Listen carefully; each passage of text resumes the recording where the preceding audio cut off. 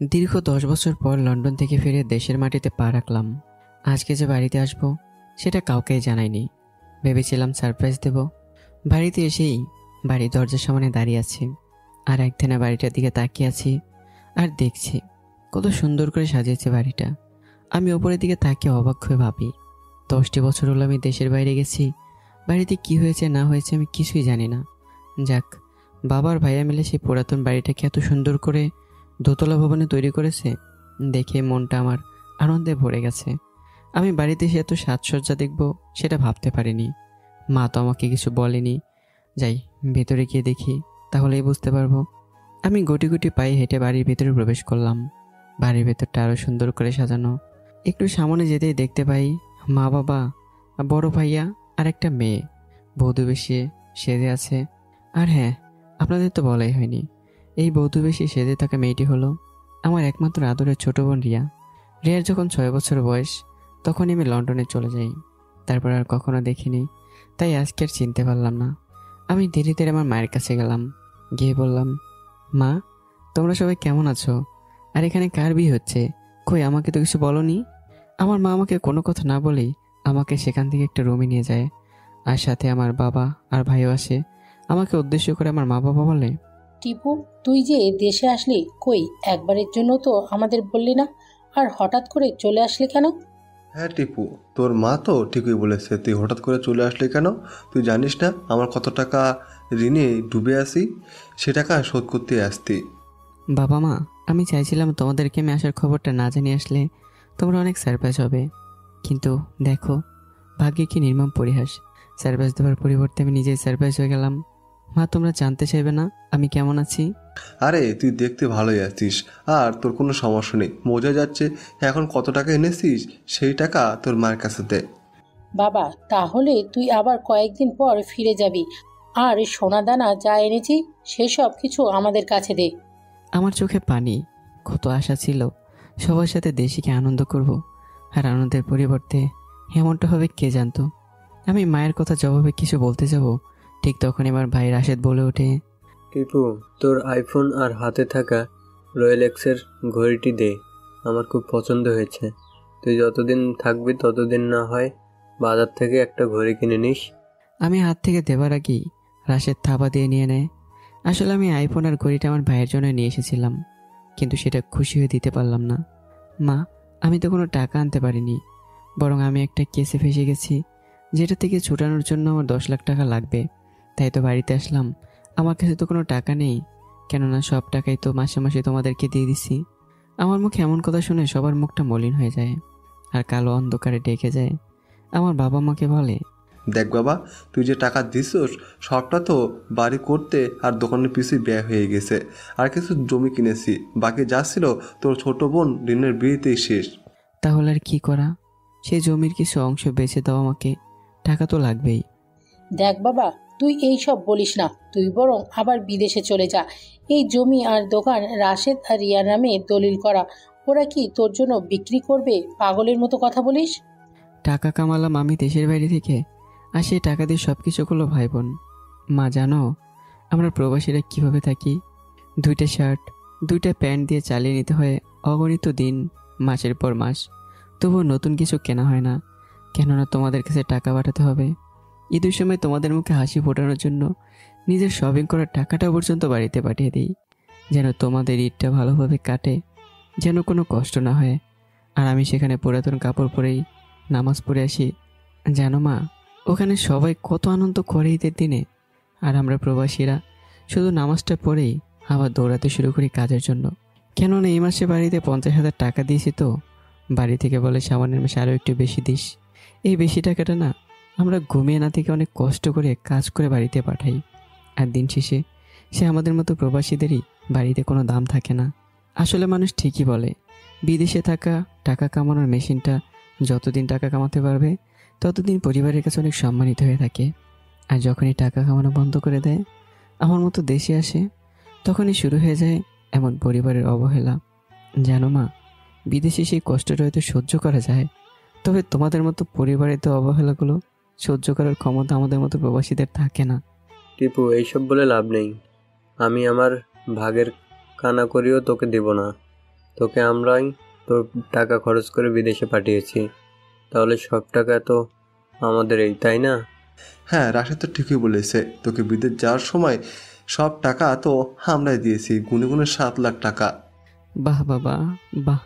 এমনভাবে বলতেছো যেন আমাকে তোমরা সুদের উপরে টাকা দিয়েছিলে। আচ্ছা বাবা, বাংলাদেশ থেকে যদি লোন নেওয়া যায় তবুও তো সারা জীবন লোনের সুদ টানা লাগে না। আর তোমাদের 7 লাখ টাকার বদলে 70 লাখ টাকার বেশি আমি বাড়িতে পাঠিয়েছি, তাহলে এখন সব টাকাই তোমাদের বলে দাবি করতেছো? দেখ টিপু, আমি ভাইয়ে ভাইয়ে মারামারি করতে চাই না। কত টাকা দিছস না দিছস সেটার হিসাব আমি করতে চাই না। আমার কথা একটা আমি কানা করেও দিতে পারবো না। টিপু, তুই বাড়িতে এসেছিস, এক মুঠো খেয়ে বিদায় হ। আমি আমার মেয়ের বিয়ের দিন কোনো ঝামেলা করতে চাই না। মা, টাকার জন্য আজকে আমাকে পর করে দিলে? আচ্ছা, আমার কোনো টাকা লাগবে না, শুধুমাত্র তোমাদের একটু ভালোবাসা দিও, একটু বাড়িতে থাকতে দিও। দেখ বাবা, এই বাড়িতে কোনো রুম নেই, আর তুই আসতেছিস এ কথা আগে বললে হয়তো টিনের একটা ঘর বাইরে দিতে পারতাম, কিন্তু এখন সেটাও সম্ভব না। আমি কিছু বলতে যাবো ঠিক তখনই রিয়া ভাইয়া বলে দৌড়ে এসে আমাকে জড়িয়ে ধরলো। কেননা রিয়া দরজার আড়ালে দাঁড়িয়ে সব কিছু শুনছিল। রিয়ার চোখে যেন পানি, কান্না করে বিয়ের সাজটা নষ্টই করে ফেলেছে। কেমন আছো তুমি? এত সময় ভালো না থাকলেও এখন আমি অনেক ভালো আছি। তাই তুই কেমন আছিস? ভাইয়া, আমিও অনেক ভালো আছি। ভাইয়া, আমি সব কিছুই বাইরে থেকে শুনেছি। তোমার যা টাকা লাগে আমার অংশের সব কিছু বিক্রি করে নিয়ে নাও। সব কিছুই তোমার, আমার এই সবের কোনো দরকার নাই। না রে বোন, তোর কথাতে আমার মনটা ভরে গেছে। আমার টাকা লাগবে না, নিজের মা বাবাই আমার কথা ভাবলো না। তুই তো ভেবেছিস। রিয়া, তোর জন্য তেমন কিছু আনতে পারিনি। এই গহনাটা আমার বিয়ের জন্য এনেছিলাম, এটা তুই নে। আমার তোর পরিবার বাড়িঘর কিছুই নেই, তাই অন্যের মেয়েকে এনে কোথায় রাখবো? এইসবের আমার দরকার নেই, তুই নে এটা। না ভাইয়া, এটা তুমি ভাবির জন্য রেখে দাও। আমার শ্বশুর বাড়ি থেকে অনেক দিছে, আর বাবা মা ভাইয়াও অনেক দিয়েছে। সবাই দিছে বলে আমারটা নিবি না? আমি গরিব বলে এমন করছিস, তাই না?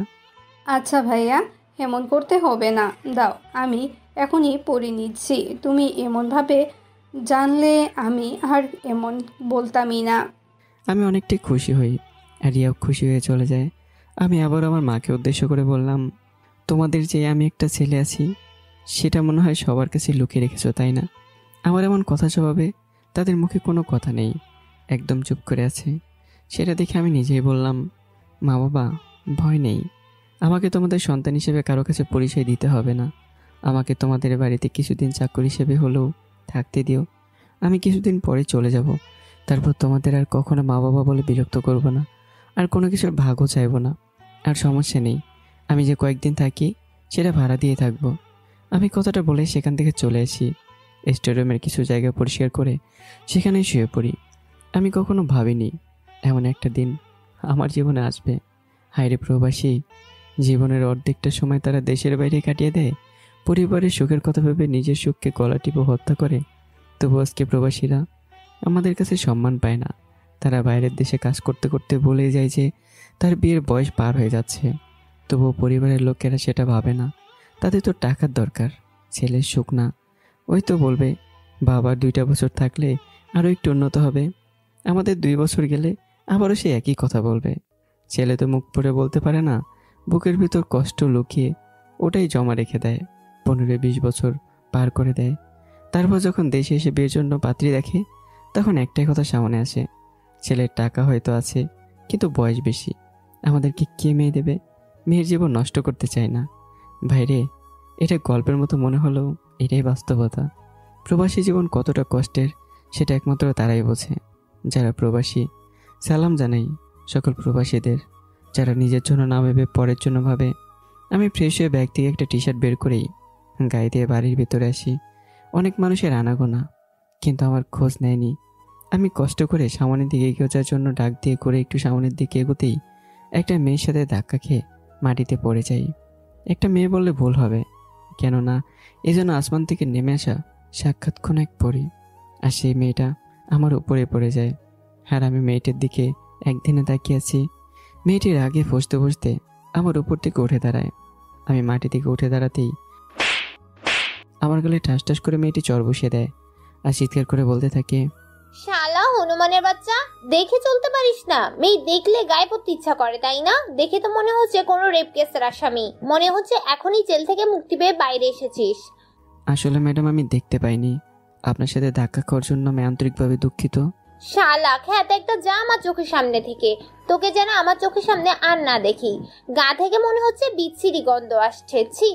আসলে মেয়েটি ঠিকই বলেছে, কেননা আমার চুলগুলো বড় বড় হয়ে গেছে, সাথে দাড়ির কারণে একদম পাগলের মতো লাগছে। তাহলে জেল কাটা আসামি তো বলবেই, তাই না? এইদিকে সবাই দাঁড়িয়ে দাঁড়িয়ে তামাশা দেখছে আর মজা নিচ্ছে। আমি তো নিচের দিকে তাকিয়ে আছি। এই দিক থেকে কোত্থেকে যেন আমার বাবা এসে বলল, মামুনি, ও আমাদের বাড়ির নতুন কাজের লোক, আজকে এসেছে, তাই তোমাকে চিনতে পারেনি। ওর পক্ষ থেকে আমি সরি বলছি। ঠিক আছে আঙ্কেল, নেক্সট টাইম এই কামলার বাচ্চা যেন আমার সামনে না আসে বলে দিবেন। আচ্ছা মামুনি, আমি ওকে বলে দেব, তুমি তোমার কাজে যাও। বৃষ্টির রাগ দেখে হনহন করে সেখান থেকে চলে যায়। আমি আমার বাবার কথা শুনে অবাক হয়ে যাই। একদিনে বাবার দিকে তাকিয়ে থাকি, আমার চোখে পানি টলমল করছে, এখনই যেন বেরিয়ে আসবে। তুই কার সাথে বেয়াদবি করেছিস জানিস? বৃষ্টি হলো রিয়ার হাজব্যান্ডের কাজিন। আর সবচেয়ে বড় কথা হলো, বৃষ্টির বাবার অনেক পাওয়ার। ওদের দেশে বিদেশে অনেক কোম্পানি আছে, যেটার 50% অধিকারী হলো বৃষ্টি। বাবা, শেষমেশ অন্যের কাছে নিজের ছেলেটাকে কাজের লোক বানিয়ে দিলে। বাবা, আমার বুঝি বিদেশের মাটিতে পড়ে থাকাটাই ভালো ছিল। আমি কথাটা বলেই সেখান থেকে চলে যাই। বাড়ির ছাদে বাড়ি ভর্তি মানুষের সামনে আমাকে কাজের লোক বলছে, আর সেটাতে খারাপ না লেগে কি পারে বলেন? আমি এক মনে আকাশের দিকে তাকিয়ে আছি। ছাদের অপর পাশে দাঁড়িয়েছে বৃষ্টি। অনবরত আমার চোখের পানি পড়ছে, আর আমি মুছতে ব্যস্ত। আমার পাশে কে আছে তার কোনো খেয়ালই নেই। পরিবারের লোক কিভাবে এমনটা করতে পারে? এই খ্যাতের বাচ্চা মনে হয় আমাকে ফলো করতে করতে ছাদে এসেছে। আসলে সুন্দরী মেয়ে তো জীবনে দেখে নাই, তাহলে এমন তো করবেই। কাজের লোকের বাচ্চা, তোকে আবার দেখি, তাহলে দেখিস তেলা পোকা জুস খাইয়ে ছাড়বো। বৃষ্টি এসব ভাবছে আর আগে পড়ছে। এইদিকে আমি বৃষ্টিকে খেয়াল না করি সেখান থেকে নিচে চলে যাই। আমার এমন কাণ্ড দেখে বৃষ্টি আবারও ভাবনায় পড়ে যায়। কি ব্যাপার, ও তো আমাকে ফলো করতে ছাদে এসেছে, তাহলে আমার দিকে না তাকিয়ে চলে গেল কেন? ও বুঝেছি, এটা অ্যাটিটিউড। তোর অ্যাটিটিউড আমি বের করব, দাঁড়া। বাবা, ভাইয়ার সাথে এমন না করলেও পারতে, আর সবার সামনে কি এভাবে অপমান করতে হবে? আরে মা, কি যে বলিস না, ওর কি অপমানবোধ আছে নাকি? যদি থাকতো তাহলে তো সে তখনই বাড়ি ছেড়ে চলে যেত। এভাবে বেহায়ার মতো আমাদের বাড়িতে পড়ে থাকতো না। বাবা, তুমি কি ভুলে গেছো এ বাড়ির তৈরির সব টাকা ভাইয়ার, আর তুমি তাকে এভাবে অপমান করতেছো? এদিকে আমার বাবার বলা সব কথাগুলো আমি পিছনে দাঁড়িয়ে শুনি, আর একটু সামনে সে চোখের পানি মুছতে মুছতে বললাম, আসলে পরিবারের মানুষগুলো আমার খুব আপন, তো তাই ছেড়ে যেতে মন চাইছে না। তবুও চলে যাব। রিয়ার বিয়েটা হোক, আমি রিয়ার বিয়েটা দেখে রাতেই তোমাদের বাড়ি ছেড়ে চলে যাব। ভাইয়া, তোমাকে কোথাও যেতে হবে না, তুমি আমার সাথে আমার শ্বশুর বাড়িতে যাবে। সেখানে থাকতে তোমার কোনো অসুবিধা হবে না। তুই এটুকু বলেছিস, এতে আমি অনেক খুশি হয়েছি। নিজের বাড়িতে জায়গা হলো না, বরং উপাধি পেলাম কাজের লোক। আচ্ছা রিয়া, তোর বর কি করে? রাফি এই দেশের নামকরা কোম্পানি স্টার লাইন ফুড প্রজেক্টের জিএম। ও, খুব ভালো। তাহলে দোয়া করি তোরা সুখী হ। আর বাবা, আমাকে একটু সময় দাও, তারপরেই চলে যাব। বাবা কোনো কথাই বলছে না। এইদিকে দেখতে দেখতে অনেকটা সময় চলে যায়।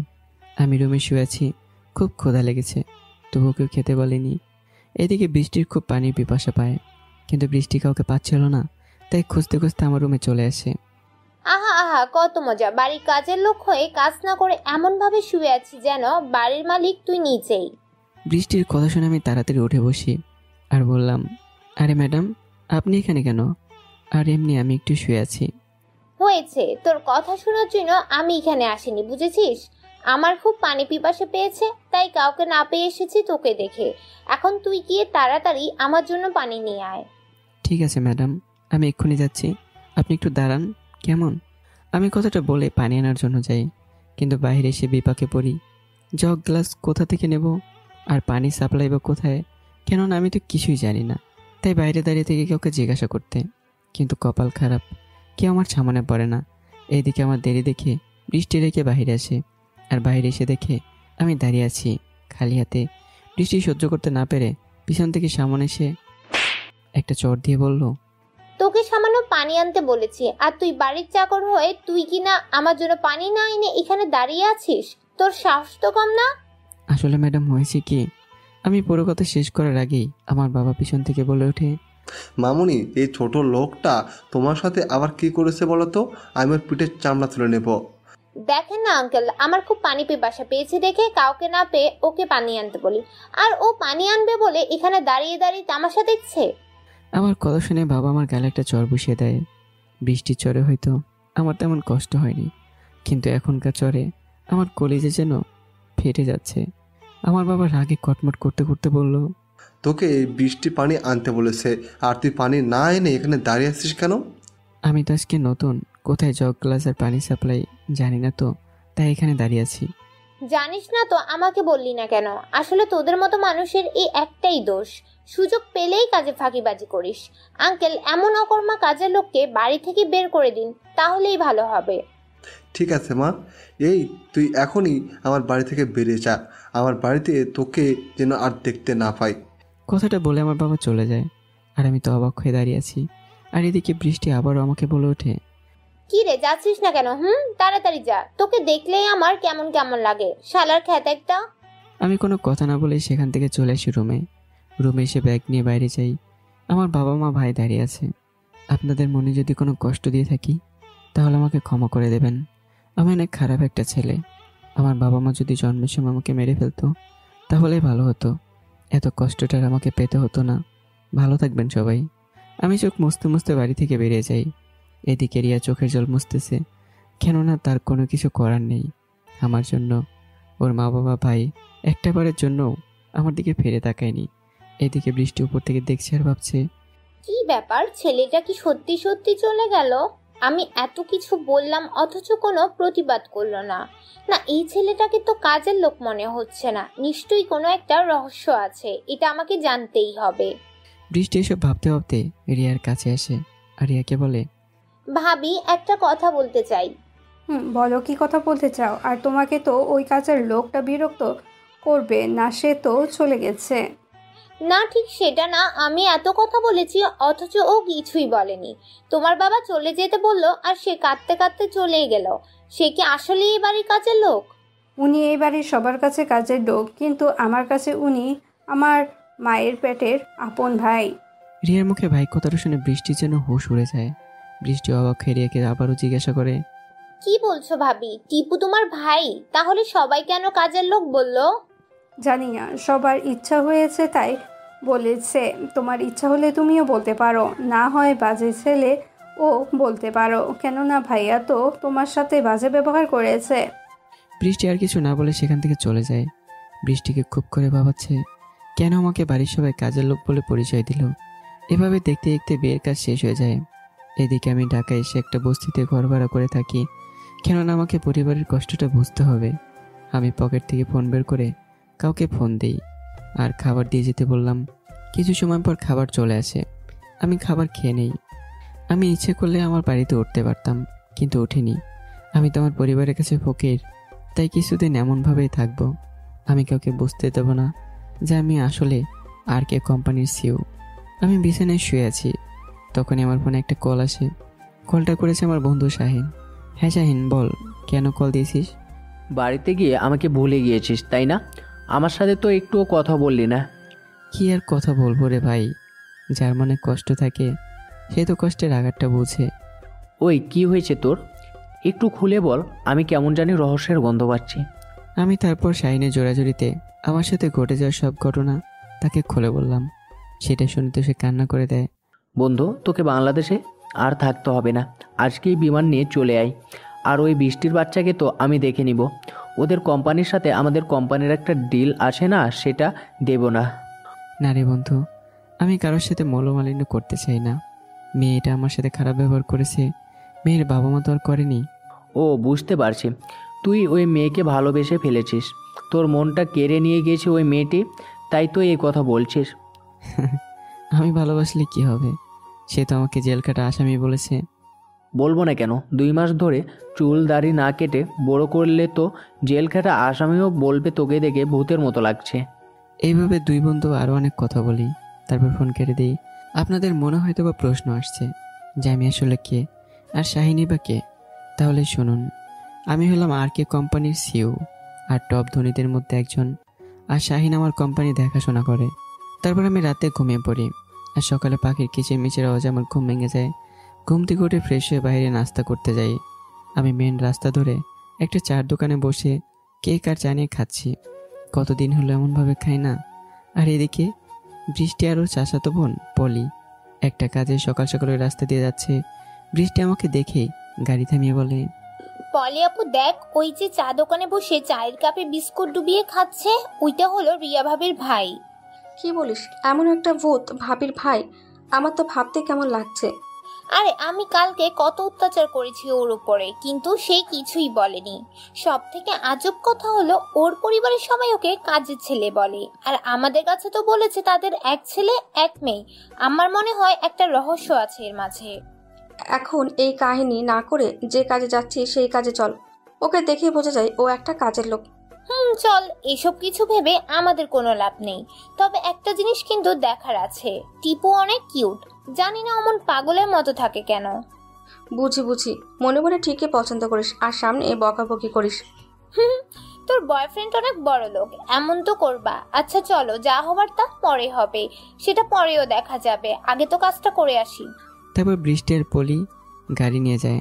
আসলে আমার বন্ধু শাহিন হলো পলির বয়ফ্রেন্ড। আর আর আমি পলিকে দেখেছি ফটোতে, কিন্তু আমাকে পলি দেখেনি। এদিকে আমি বাসায় চলে যাই। এভাবে দেখতে দেখতে কেটে যায় অনেকগুলো দিন।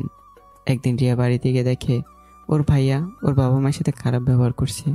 বাবা মা, আমি তোমাদেরকে আর বসিয়ে বসিয়ে খাওয়াতে পারবো না, তোমরা যেখানে ইচ্ছে চলে যাও। কি বলিস এইসব? আমরা তোর কথা ভেবে টিপুর সাথে এমন করলাম, আর সেই তুই আমাদের সাথে এমন করছিস? তোমরা টিপুর সাথে যা করেছো তা আমার সাথে করবে না তার কি গ্যারান্টি আছে? তোমরা চলে যাও, তোমাদের জায়গা আমার বাড়িতে নেই। আমার বাবা দাঁড়িয়ে দাঁড়িয়ে চোখে জল ফেলছে। তার কিছু বলার নেই।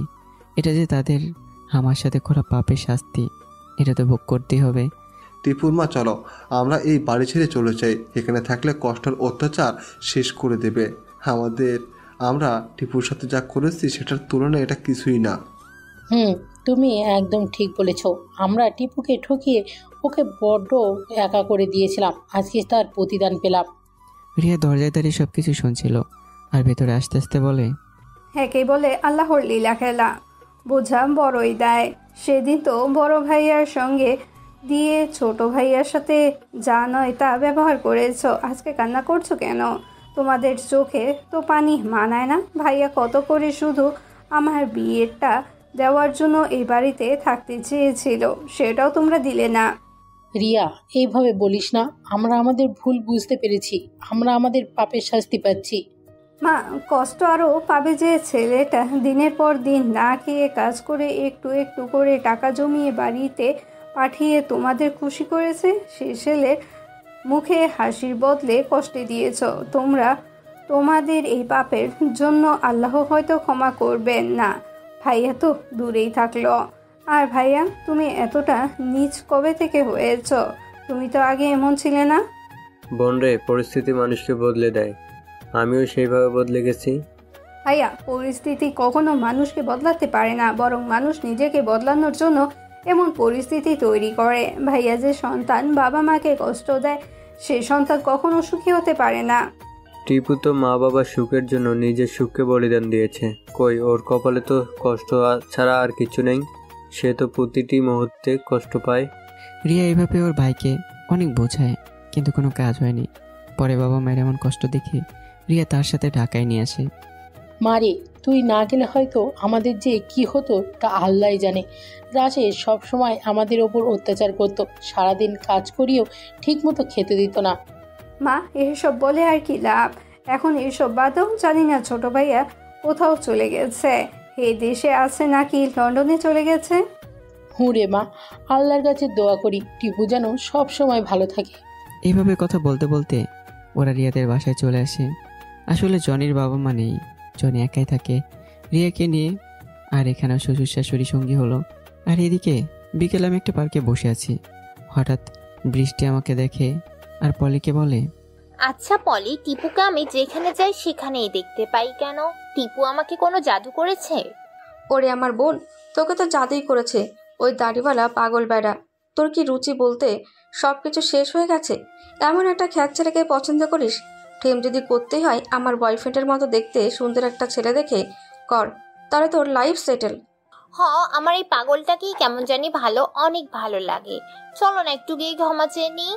তোর ইচ্ছা হলে তুই যাক, আমি এখানে দাঁড়িয়ে আছি। আচ্ছা দাঁড়িয়ে থাক, আবার কোথাও হারিয়ে যাস না কেমন? ঠিক আছে, যা। বৃষ্টি তারপর গুটি গুটি পায়ে হেঁটে আমার কাছে এসে আমাকে উদ্দেশ্য করে বলে, এইভাবে একা একা মন খারাপ করে বসে থাকলে মনের কষ্ট মুছে যাবে বুঝি?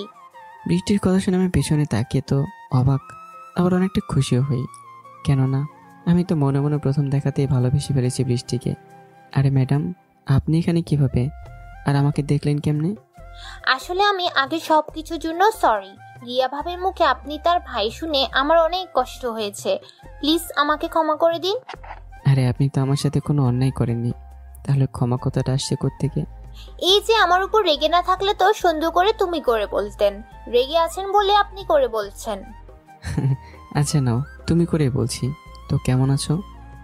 আগে একটু ভালো ছিলাম না, তবে তুমি ক্ষমা করে দেওয়াতে ভালো আছি। তা তুমি কেমন আছো? আমার আর ভালো থাকা, যে মানুষটা জীবন থেকে ভালো থাকা নামক শব্দটাই বিলীন হয়ে গেছে, সে আমি কিভাবে ভালো থাকি? আমার তো সবসময় চোখের জলে বুক ভাসিয়ে সময় কাটে। একদম আর কান্না করবে না। আচ্ছা তুমি এইভাবে চুল দাড়ি বড় করে পাগলের মতো হয়ে আছো কেন? তুমি জানো তোমাকে ভূতের মতো দেখতে লাগে, যাকে দেখে সবাই ভয় পেয়ে পালাবে। তুমি এত কথা কোথায় পাও? আচ্ছা উনি এখানে কেন? ওর নাম পলি, আমার চাচাতো বোন ওখানে দাঁড়িয়ে আছে। আমি পাগল ক্ষেত বলে জন্য মনে হয় কাছে আসিনি, যদি কামড় দিই। তুমি একটা পাগল। আচ্ছা আজকে আসি, আর নিজেকে একটু পরিবর্তন করো কেমন? এখন তোমাকে নিয়ে অন্য কেউ কিন্তু ভাবে। বৃষ্টির কথাটা বলেই সেখান থেকে চলে আসে, আর পলিকে সাথে করে মনের আনন্দে চলে যায়। আর এদিকে আমি শুধু বৃষ্টির কথাটা নিয়ে ভাবছি, বৃষ্টিটা কি বলে গেল, আমাকে নিয়ে আবার কে ভাবে? আমি তো কিছুই জানি না, তো কখনো দেখিও নি। ধ্যাত, কীভাবে কি কিছুই বুঝি না। আমি কথাগুলো ভাবতে ভাবতে বাসায় চলে আসি। এদিকে রিয়া রান্না করে রান্না করছে, তখন ওর মাকে গিয়ে বলে, রিয়া তুই আমাকে দে, আজকে রান্নাটা আমিই করি কেমন?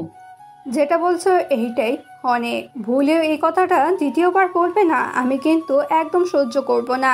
তোমাদের খাওয়ানোর জন্য আমি আছি, তোমাদের কাজ করতে হবে না। শুধু নামাজ পড়ে আল্লাহর কাছে আমাদের জন্য একটু দোয়া করিও, তাতেই আমাদের হয়ে যাবে। মারে, এটা কি আর বলতে হয়? মায়ের দোয়া সন্তানের সাথে সব সময় থাকে ছায়া হয়ে, বুঝলি? এখন তাহলে মন দিয়ে রান্না কর, আমি তোকে সাহায্য করছি কেমন? আচ্ছা মা, ঠিক আছে। এভাবে মামে কথা বলতে বলতে রান্নার কাজ শেষ করে। এদিকে আমি বাসায় এসে ফোন করে খাবার দিয়ে যেতে বললেই কিছু সময় পর খাবার দিয়ে যায়। আমি খাবার খেয়ে শুয়ে আছি, আর বৃষ্টির বলা সেই কথাটা ভাবছি। আসলে বৃষ্টি তখন আমাকে কি বোঝাতে চাইলো, আমি তো কিছুই বুঝলাম না। আমাকে নিয়ে আবার কোন মেয়ে ভাববে? না, আমার মাথায় কিছু ঢুকছে না। শুধু বৃষ্টির চাঁদ মাখা মুখটা বারবার আমার চোখের সামনে ভেসে আসছে। তাহলে কি আমি প্রেমে টেমে পড়ে গেছি? ধুর, আমি সে কি ভাবছি? ওর প্রেমে তো সেই প্রথম দেখাতেই পড়ছি। বৃষ্টি কি আমাকে ভালোবাসবে? এদিকে আমার মতো বৃষ্টিও চিন্তার মাঝে ডুবে আছে। তাহলে চলেন বৃষ্টির ভাবনাটা শুনে আসি। আমার কেন এত ওই পাগলটাকে মনে পড়ছে? চোখ বন্ধ করলে যে ওর ওই পাগল মার্কা ফেসটাই ভেসে উঠছে। এটা আমার সাথে কেন হচ্ছে? তাহলে আমি কি ওর প্রেমে পড়েছি? না, এটা আমি কি ভাবছি? হ্যাঁ ঠিকই তো ভাবছি, কারণ আমি ওকে ভালোবেসে ফেলেছি। কালকে টিপুর বাচ্চা তোর খবর আছে, আমার ঘুম নিয়ে ছিনিমিনি খেলছিস, তোর জন্য আমার রাতে ঘুম হয় না। এটা ভাবতে ভাবতে বৃষ্টি কখন ঘুমের রাজ্যে হারিয়ে গেছে সে নিজেও জানে না। সকালে আমার জরুরি কাজ পড়ে যায়, ফ্লাইটে চট্টগ্রামে চলে যাই। এদিকে বৃষ্টি আমাকে না দেখতে পেয়ে পাগলের মতো হয়ে যায়। এভাবে দেখতে দেখতে 3টা দিন পার হয়ে যায়, আমার কোনো দেখাই পায় না সে। টিপু কি তাহলে আমার মনের কথা না শুনেই আমার জীবন থেকে হারিয়ে গেল? আসলে তুই টিপুর প্রেমে অন্ধ হয়ে গেছিস, তাই এমন মনে হচ্ছে। গরিব মানুষ দেখ, কোথাও হয়তো কাজে গেছে, কয়েকদিন পর আবার ফিরে আসবে। কবে আসবে তুই জানিস? এই 3টা দিন আমার কিভাবে কেটেছে আমি নিজেও জানি না। যেন আমি বেঁচে থেকেও মরার মতো থেকেছি। সারাটা সময় ওর জন্য ছটফট করেছি। হয়েছে, এখন আর এইসব বলতে হবে না। টিপু আসলে তোর মনের কথাটা বলে দিস, আর যদি না আসে তাহলে দুঃস্বপ্ন ভেবে ভুলে যাস। না রে, আমি হয়তো আমাকে ভুলে থাকতে পারবো, কিন্তু ওকে আমি কিছুতেই ভুলতে পারবো না, কারণ সে যে আমার প্রতিটা নিঃশ্বাসের প্রশ্বাস। এভাবে ওরা আরও অনেক কথা বলে। এইদিকে আমি অফিসে বসে শাইনির সাথে কথা বলছি। এই শালা, আমরা মনে হয় এবার বন্ধু থেকে ভাইরা হয়ে যাব। কি বলিস? আমি তোর কোনো কথাই বুঝতেছি না। আর পলির তো কোনো বোন নেই। আরে গাধা, বৃষ্টি হলো পলির চাচাতো বোন। আর আমাদের যদি প্রেম হয় তাহলে তো আমি আর তুই ভাইরাই হব, তাই না? এটা কি কথা শোনালি রে? আমার তো এখনই ইচ্ছা করছে দেশে এসে তোদের বিয়ে দিয়ে দেই, কিন্তু তুই তো বালা আমাকে কাজের জালে ফাঁসিয়ে দিলে।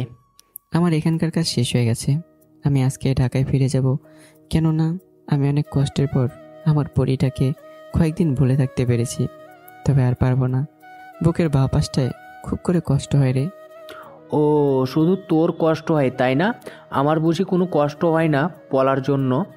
আরে বেটা, তোদের প্রেম পুরাতন হয়ে গেছে, তাই একটু কষ্ট হলেও সমস্যা নেই।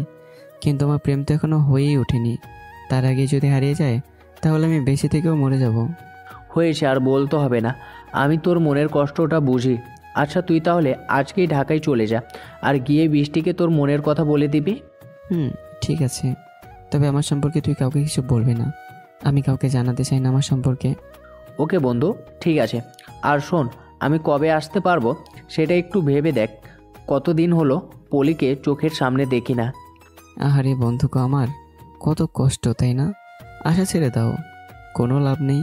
কেননা আমি যখন বৃষ্টিকে আপন করে পাবো তখন তুইও আসবি। না বন্ধু, এমন করিস না, কারণ আমি অনেক দিনের ইচ্ছা তোর আগে বিয়ের কাজটা সেরে ফেলার, বাসরাতের বিড়ালটা মারার আমার এই ছোট্ট ইচ্ছাটাকে গলা টিপে হত্যা করিস না। ওরে বাবা, এত দামি ইচ্ছা তোর? আচ্ছা যা, তোর ইচ্ছা আমি পূরণ করব। হাজার হলেও তুই আমার একটা মাত্র বন্ধু। এভাবে আমরা ওরা অনেক কথাই বলি। তারপর কথা বলা শেষে আমি কল কেটে দিই আর অফিসের কাজ শেষ করে বাসায় আসি। বাসায় এসে ফ্রেশ হয়ে ফ্লাইটে ঢাকায় চলে আসি। বিকেলে আমি সে পার্কে বসে আছি আর বৃষ্টির কথা ভাবছি। কেননা বৃষ্টির কোনো ঠিকানা বা মোবাইল নাম্বার কোনোটাই আমার কাছে নেই। এদিকে বৃষ্টি পলিকে বলছে, ওই পলি, চল না আজকে একটু পার্কে গিয়ে ঘুরে আসি। পাগলটার জন্য আমার মনটা একটু ভালো নেই। ঘুরতে গিয়ে যদি মনটা একটু ভালো হয়। আহারে বোন গো, আমার কত কষ্ট মনে, তাই না? ওই পার্কে কি টিস্যু বসে আছে নাকি যে গেলে তোর মন ভালো হয়ে যাবে? আহা, এত কথা না বলে চল না একটু ঘুরে আসি। আর এমনিতে তো তুই বাসায় বসে থেকে মোটা হয়ে যাচ্ছিস। বৃষ্টির কথা শুনে পলি তোর আগে ফুঁসতে থাকে আর আগে গসগস করে বলল, কি আমি মোটা হয়ে যাচ্ছি তাই না? যা, আমি যেতে চাইছিলাম মনটাকে নরম করে, কিন্তু এখন আর যাবো না। বোন আমার, এমন করে না, রাগিস না, আমি তো মজা করলাম শুধু। আচ্ছা যা, তোকে আমি ফিরে এসে নিজের হাতে স্পেশাল তেলাপোকার স্যুপ তৈরি করে খাওয়াবো। তবুও চল। বৃষ্টির কথা শুনে পলি তো বমি করার মতো অবস্থা। এই বুঝি পেটের ভিতর থেকে সব কিছু বেরিয়ে আসবে। ছি, কি সব খাবারের কথা বলিস তুই? আচ্ছা এইসব বলিস না, তাহলে আমি আর খাবার খেতেই পারবো না। চল, যাচ্ছি তোর সাথে। এই তো আমার মোটু বোন, সরি লক্ষ্মী বোন। শাকচুন্নি মোটু ও বলিস, আমার আবার লক্ষ্মীও বলিস? আমি তো কনফিউশনে আছি, আসলে সঠিকভাবে কোনটা বললি? তোর এত বুঝতে হবে না, এখন তাড়াতাড়ি সুন্দর করে রেডি হয়ে আয়, আমিও গেলাম। যদি 1 মিনিট দেরি হয় রে পচা টিম, তাহলে তোর কিন্তু খবর আছে, আমি বলে দিলাম। পলি আর কিছু না বলে সোজা রুমে এসে নিজেকে তৈরি করে নেয়। আর বৃষ্টি খুব সুন্দর করে সাজে। আর আজও এত সুন্দর করে সাজছে কেন সেটাও নিজেও জানে না। কিছু সময় পর দুই বোন মিলে একটা রিক্সা নিয়ে পার্কে চলে আসে। পলি আমাকে দেখতে পেয়ে বৃষ্টিকে বলে, বৃষ্টি, ওই দেখ তোর মজলু তোকে কষ্ট দিয়ে এখানে বসে কত মজা করে বাদাম খাচ্ছে। পলির কথা শুনে বৃষ্টি সামনের দিকে তাকাতেই বৃষ্টির মলিন মুখে খুশি রেখা ফুটে ওঠে। দেখেছিস, এই জন্য তো আমার মনটা বারবার এখানে আসার জন্য কেমন কেমন করতেছিল। এখন বুঝি তো কি কারণ। বুঝছি, আর বলতে হবে না। এখন মহারানী যান, গিয়ে আশিকের সাথে কথা বলে এই কয়েকদিনের জমানো কষ্টটাকে কমিয়ে নেন। বৃষ্টির কোনো কথা না বলে সোজা আমার সামনে এসে কোমরে হাত দিয়ে রাগি চোখে দাঁড়িয়ে থাকে। সামনে কাউকে এমন রাগি চোখে দাঁড়িয়ে থাকা দেখে আমি তো ভয় পেয়ে যাই আর মনে মনে বলি, এই রে, আজকে বুঝি আমাকে বিনা টিকিটে হাসপাতালে পাঠাবে। যে রাগি চোখ নিয়ে আমার দিকে তাকিয়ে আছে, এখনই তো আমার কলেজে শুকিয়ে যাচ্ছে। তাহলে মনের কথা বলবো কি করে? এই তোর সাহস হয় কি করে আমাকে না বলে কোথাও চলে যাওয়ার? তুই জানিস না এই কয়েকদিন আমি কতটা কষ্টে ছিলাম। আমার রাতের ঘুম কেড়ে নিয়ে নিজে তো ঠিকই আরামে ঘুমাচ্ছিস, তাই না? আজব তো, তুমি কি আমার ঘরের বউ নাকি যে আমি কোথায় যাবো না যাবো সেটা তোমাকে বলে যাব? আর তোমার রাতের ঘুম আমি কিভাবে কেড়ে নিলাম এটা তো আমার মাথায় ঢুকছে না। তোর মাথায় ঢুকবেও না, বুদ্ধু কথাকার। এত বড় চুল থাকলে তোর মাথায় এইসব ঢুকবে কেমনে? তুমি জানো এই কয়েকটা দিন তোমাকে না দেখে আমি প্রায় পাগল হয়ে গেছি। এখানে ওখানে সারাক্ষণ খুঁজেছি, কিন্তু কোথাও তোমাকে পাইনি। কিন্তু তুমি আমাকে খুঁজবে কেন? আমার মতো ক্ষেতকে খুঁজে তোমার কি লাভ, সেটা তো আমি বুঝতে পারছি না। তুমি যদি সেটা বুঝতে তাহলে কি আর আমাকে এত কষ্ট করতে হয়? আমি তোমাকে কতটা ভালোবাসি সেটা আমি নিজেও জানি না। আমি সত্যি তোমাকে অনেক ভালোবাসি। কি বলছো এসব? তোমার মতো এত সুন্দরী মেয়ে আমার মতো 2 টাকার কাজের লোক ক্ষেতকে ভালোবাসে? এটা তো বিশ্বাস হচ্ছে না আমার। তোমার বিশ্বাস হোক আর না হোক, আমি তোমাকে নিজের থেকেও বেশি ভালোবাসি, আর তুমিও এখন থেকে আমাকে তোমার থেকেও বেশি ভালোবাসবে, এটাই আমার শেষ কথা। আমি যদি তোমাকে ভালোবাসতে রাজি না হই তাহলে তুমি কি করবে?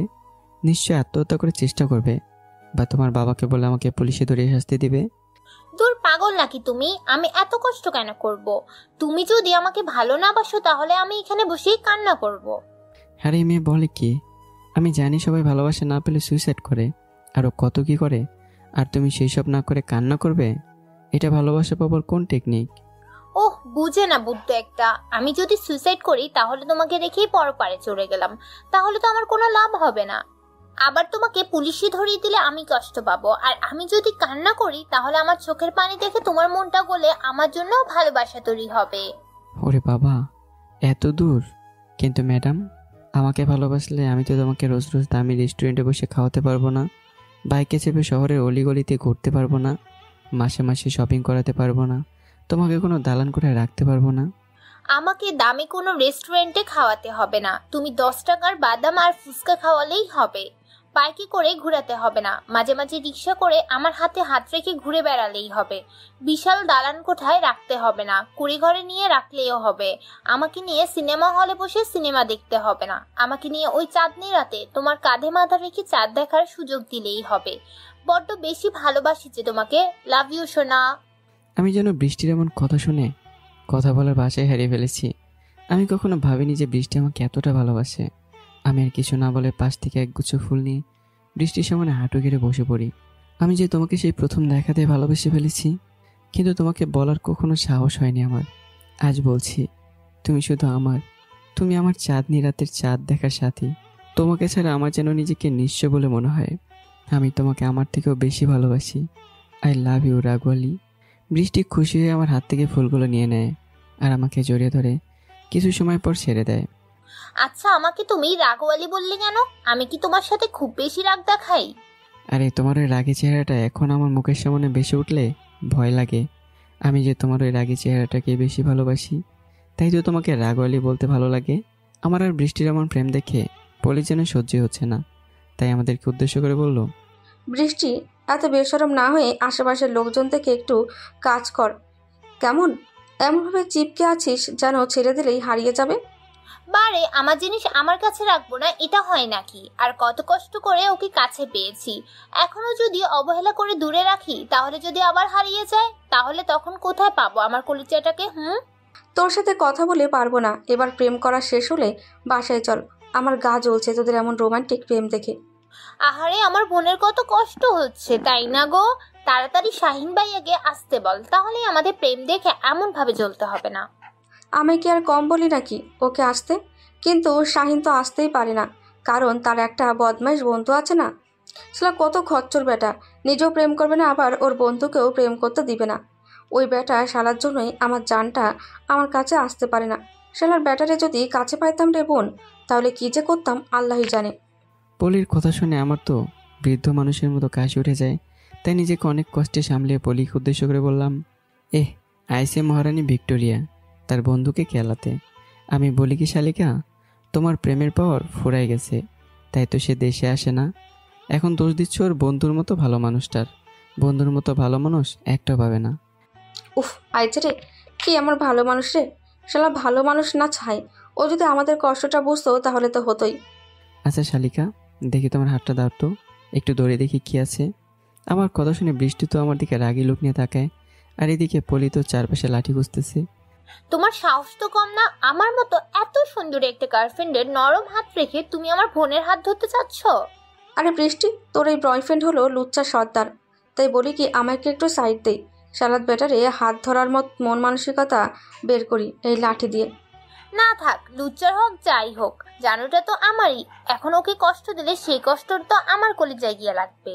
আরে তোমরা এসব কি শুরু করলে? হ্যাঁ, আমি তো শালিকা নরম হাত দেখতে চাইলাম। আমি কথাটা বলার আগেই বলে আবারও রাগী কণ্ঠে বলে ওঠে বৃষ্টিকে, ওই বৃষ্টি, এভাবে হবে না।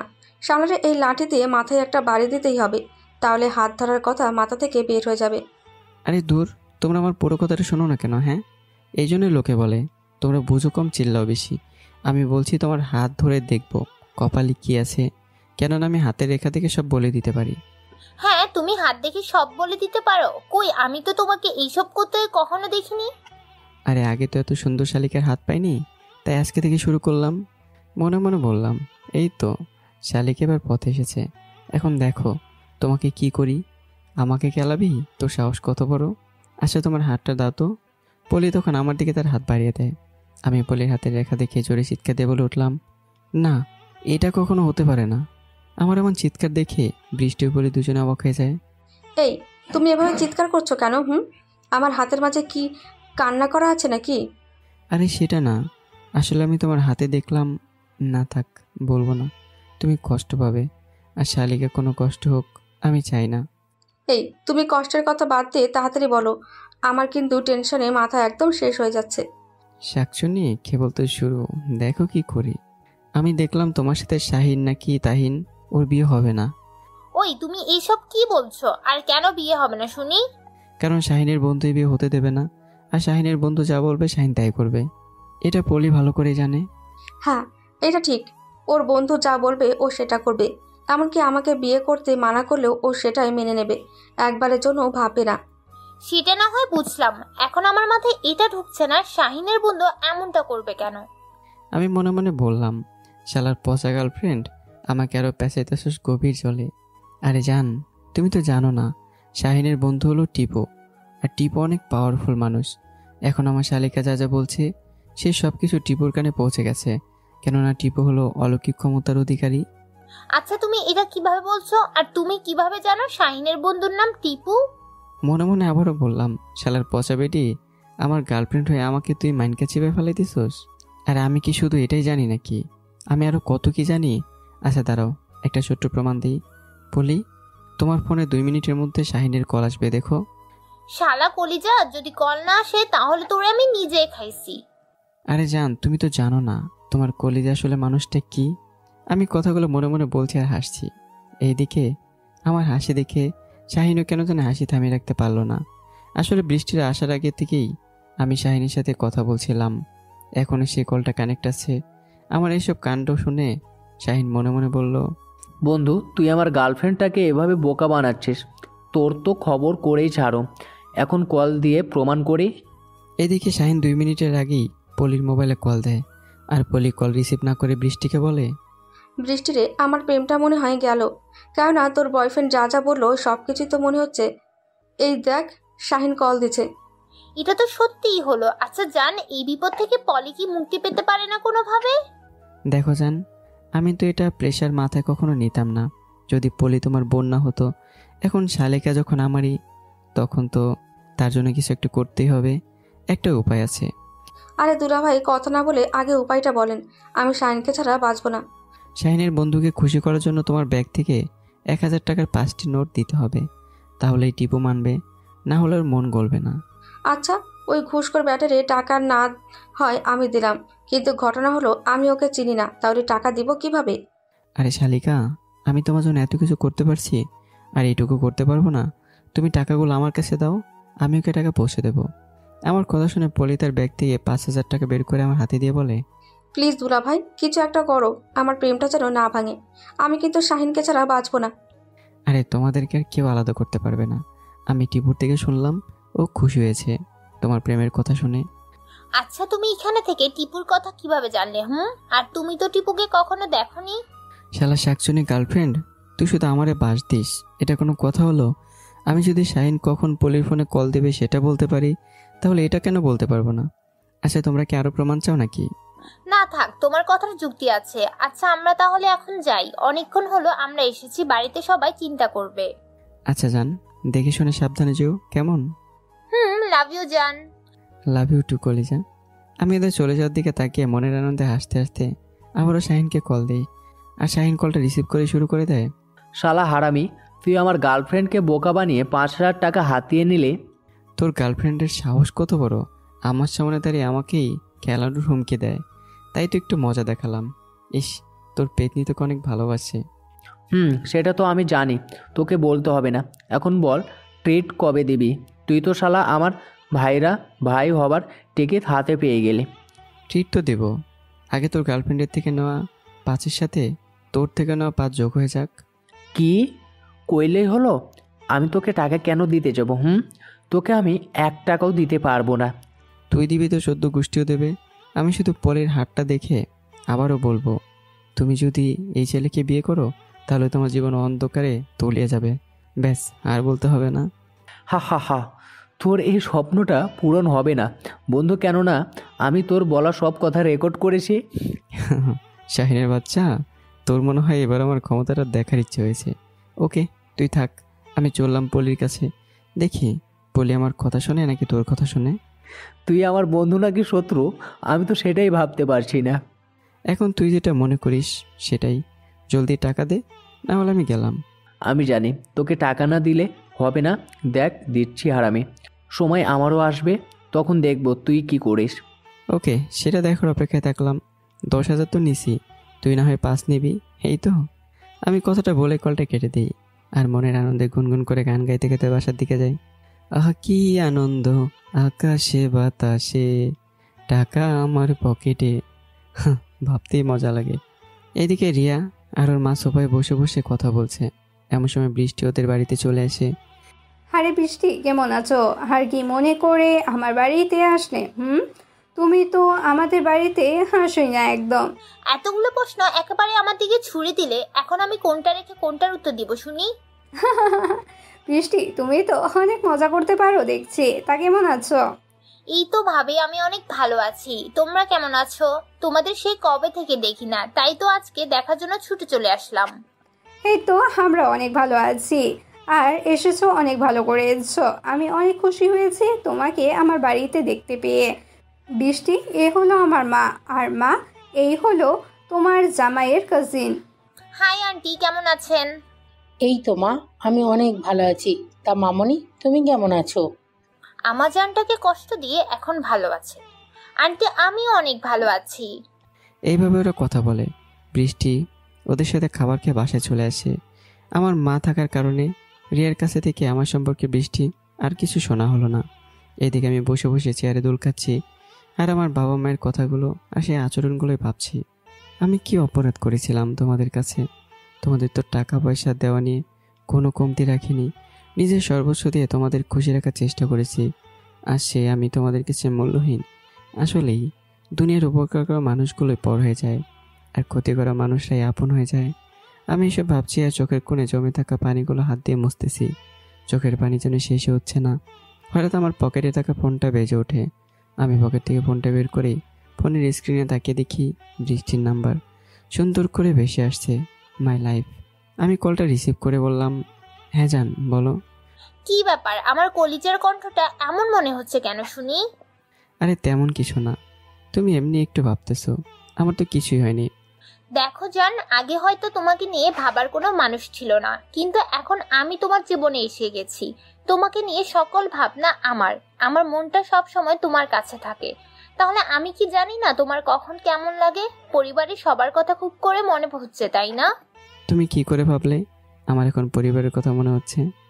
ওই যে বললাম, আমার মন তোমার কাছেই থাকে। আর একটু আগেই রিয়া ভাবিদের বাসা থেকে ঘুরে আসলাম।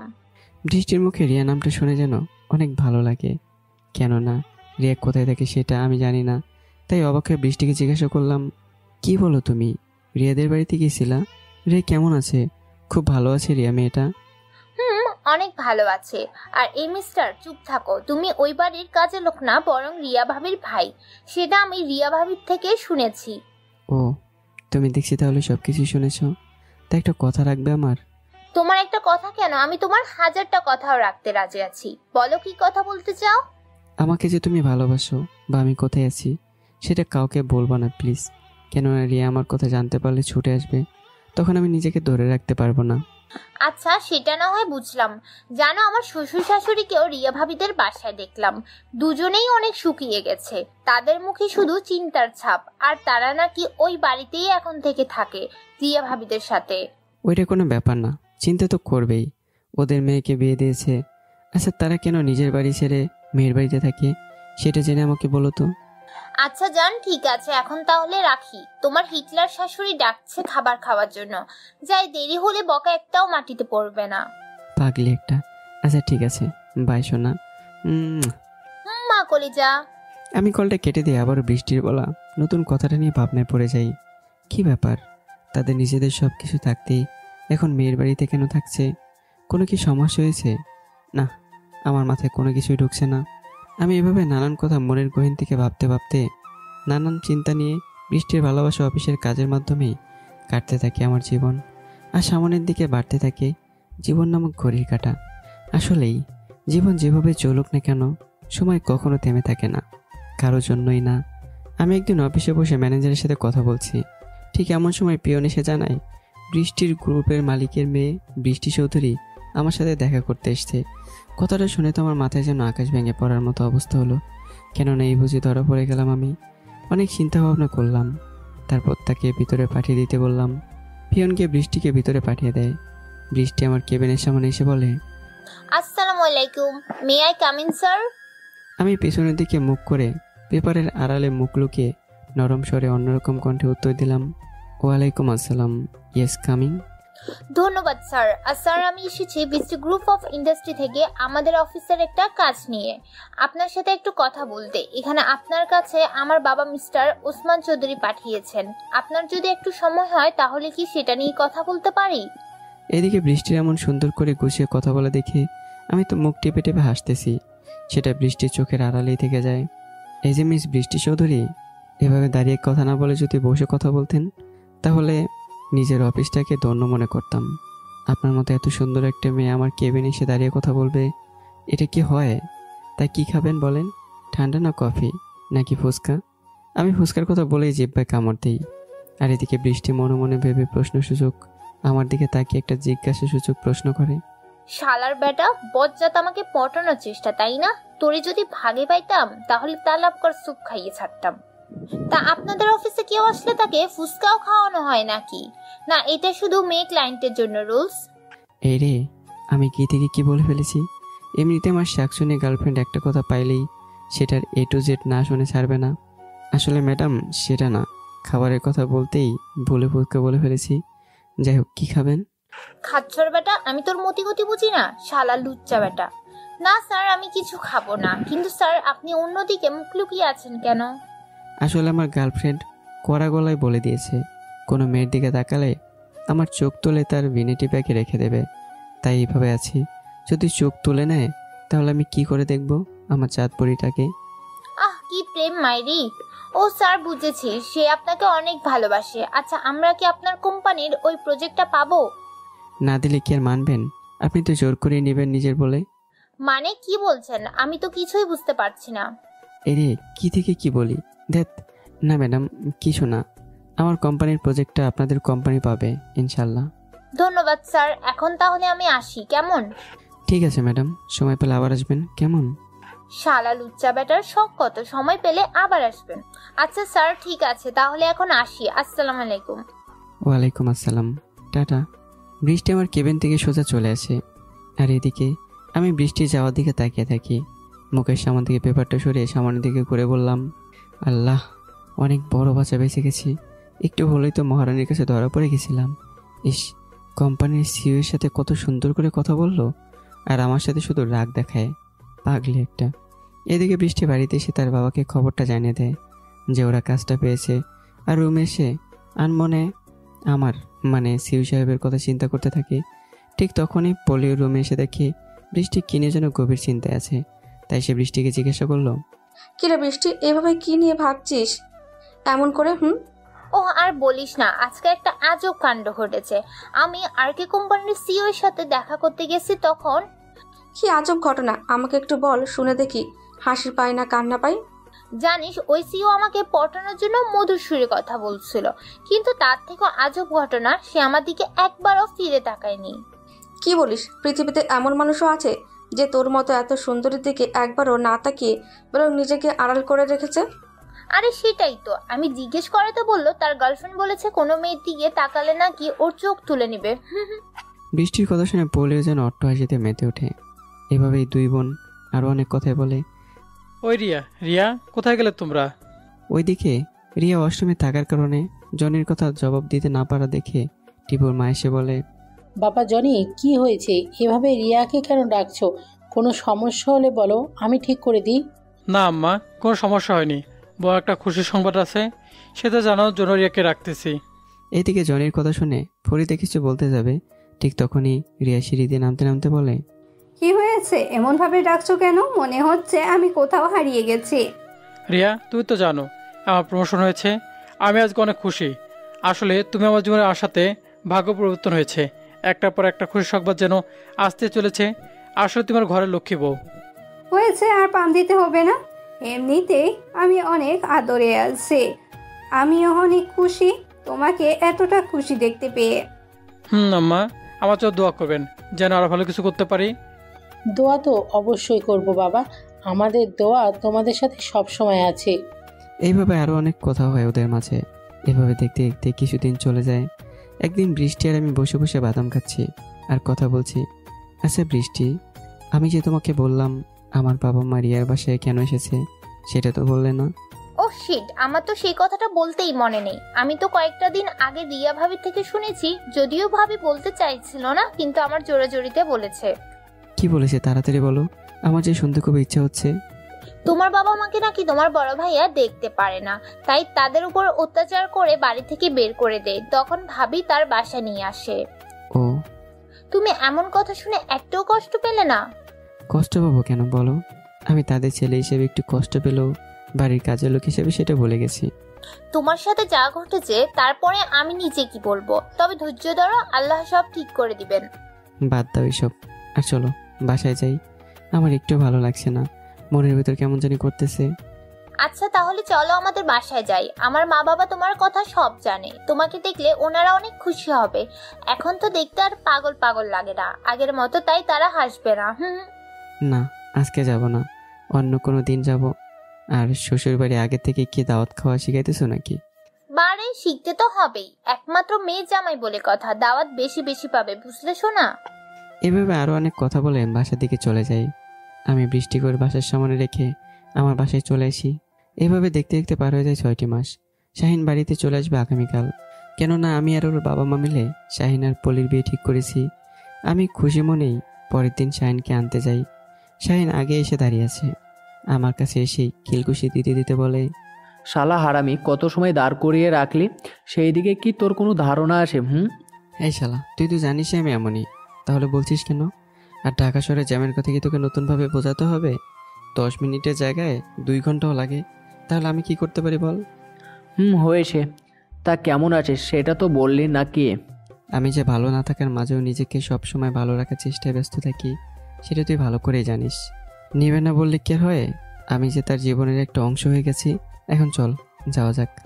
একটু দাঁড়া না, সবে মাত্র এলাম তাই না? কতদিন হলো এই এয়ারপোর্টের দৃশ্য দেখি না, আর তুই সেটা না দেখতে দিয়ে যেতে বলছিস? ও, এয়ারপোর্টের দিকে নজর তো না, পলির কথা মনে হয়। আমি মনে হয় কিছুই বুঝি না। তুই থাক, আমি গেলাম। 2 বোন আমাকে তোর সাথে দেখলে গিলে খাবে। সেটাও তো ঠিক রে। আচ্ছা তুই তাহলে একটু দূরে গিয়ে লুকিয়ে থাক, তাহলে তো আর দেখতে পারবে না। আচ্ছা ঠিক আছে, আর অনেকদিন পর গার্লফ্রেন্ডকে সামনে পেয়ে নিজেকে আবার বেহা বানিয়ে ফেলিস না। আমি কথাটা বলে সেখান থেকে একটু দূরে সরে যাই। আর এদিকে পলি এয়ারপোর্টে আসতে পারে না একটা এমার্জেন্সি কাজের জন্য, তাই শাহিনকে ফোন করে বলে দেয়। শাহিনে পলির বিপদের কথাটা বুঝতে পেরে আমার কাছে এসে বলে, বন্ধু চল বাসায় যাওয়া যাক, পলি আসবে না, ওর একটা কি কাজ পড়েছে সেখানে গেছে, এইমাত্র ফোন করে মানা করে দিল। আচ্ছা ঠিক আছে চল তাহলে, তবে আমি কিন্তু বস্তিতে থাকি। তুই সেখানে যাবি নাকি তোর বাড়িতে যাবি? বাড়িতেই যেতে হবে, আজ বাদে কাল বিয়ে, বুঝতেই তো পারছিস তাই না? আচ্ছা ঠিক আছে, তাহলে বাসায় চলে যা, কেননা তোর সাথে ওদেরকেও আমাকে দেখলে চিনতে পারবে, আর আমি চাই না আমার সম্পর্কে কেউ কিছু জানতে পারুক। তাই বলে তুই আমার বিয়েতেও যাবি না? মনে রাখিস, তুই যদি আমার বিয়েতে না যাস তাহলে আমি বিয়েই করব না, এটা নিশ্চিন্ত থাক। আরে বন্ধু রাগিস না, আমি তোর বিয়েতে অবশ্যই যাব। তোর বিয়ে খেতে না পারলে আমার বুঝি ভালো লাগবে? হ্যাঁ, এই তো আমার ভালো বন্ধু। ওকে, তুই তাহলে বাসায় যা, আমিও গেলাম, কেমন? ওকে বন্ধু, বাই। এদিকে কথাটা বলেই শাহিন আর আমি দুইজনে দুই দিকে চলে যাই। আমি বাসায় এসে একটু নিজেকে পরিপাটি করে অফিসে যাওয়ার জন্য বের হই। ড্রাইভার গাড়ি নিয়ে রাস্তায় দাঁড়িয়ে আছে। আমি গাড়ি থেকে বসতেই ড্রাইভার গাড়ি চালাতে শুরু করে। আমি কিছু সময় পর অফিসে এসে বসতেই বৃষ্টির মোবাইল থেকে একটা কল আসে। আমি বৃষ্টির কল দেখতে পেয়ে তাড়াতাড়ি করে কলটা রিসিভ করি। তুমি পচা, তুমি একটুও ভালো না, তুমি খুব খারাপ, আমাকে একটুও মনে রাখো না, একটুও মিস করো না। আরে জান, তুমি এসব কি বলতেছো? হ্যাঁ, আমি কি এমন নাকি? তুমি জানো না তোমাকে আমি কতটা ভালোবাসি, কতটা মিস করি। কত মিস করো আমি জানি, তাহলে আমাকে সকালে গুড মর্নিং বললে না কেন? আমি ঘুম থেকে উঠে তোমার গুড মর্নিং না দেখতে পেয়ে আমার মনটা খারাপ হয়ে গেছে। ও, এই ব্যাপার। তাহলে আসলে আমি না আজকে একটা কাজে গিয়েছিলাম তো, তাই ভুলে গেছি, সরি। আসলে আমি প্রতিদিনই বৃষ্টিকে সকালে গুড মর্নিং বলি, যেটা বৃষ্টি ঘুম থেকে উঠেই দেখে আর মন ভালো করে নেয়। আজকে আমি এয়ারপোর্টে যাওয়ার জন্য বলতে ভুলে গেছি। আচ্ছা, সরি বলতে হবে না। তুমি জানো পলির বিয়ে কালকের দিন পরে, আর আমার জানার কোনো খবর নাই। আরে জান, তোমার আমার বিয়েও হবে, আগে একটু ধৈর্য ধরে থাকো, কেমন? এটা বিয়ে শাদীর ব্যাপার, এভাবে তাড়াহুড়ো করলে কি আর চলে? এভাবে আমি বৃষ্টিকে আরও অনেক বোঝালাম, বৃষ্টিও বুঝতে পারে। তারপর আমি আরও অনেক কথা বলি, তারপর কল কেটে দেই।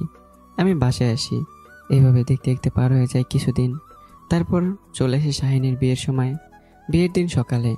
টিপু, তোর মতে গতে কিন্তু আমার একদম ভালো লাগছে না। তোকে কিন্তু আমি আগেই বলে দিচ্ছি, তুই আমার বিয়েতে না আসলে আমি বিয়ে করব না।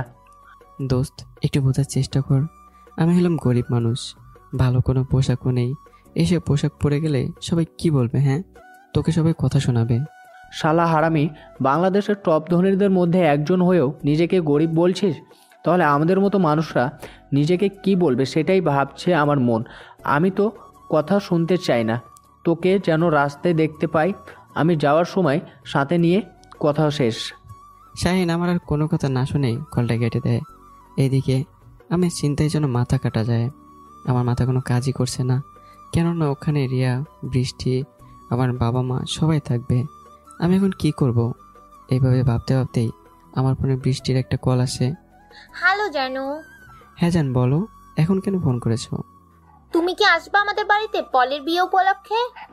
পলির বিয়েতে আমি কেন যাব শুনি? পলি তোমার শালিকা হয় সেজন্য, আর তাছাড়া তুমি বিয়েটা দেখে যদি আমাদের বিয়ের ব্যাপারে একটু তাড়াতাড়ি বুঝতে পারো তাই। ওরে বাবা, তাই নাকি? আচ্ছা, একটা কথা বলবা?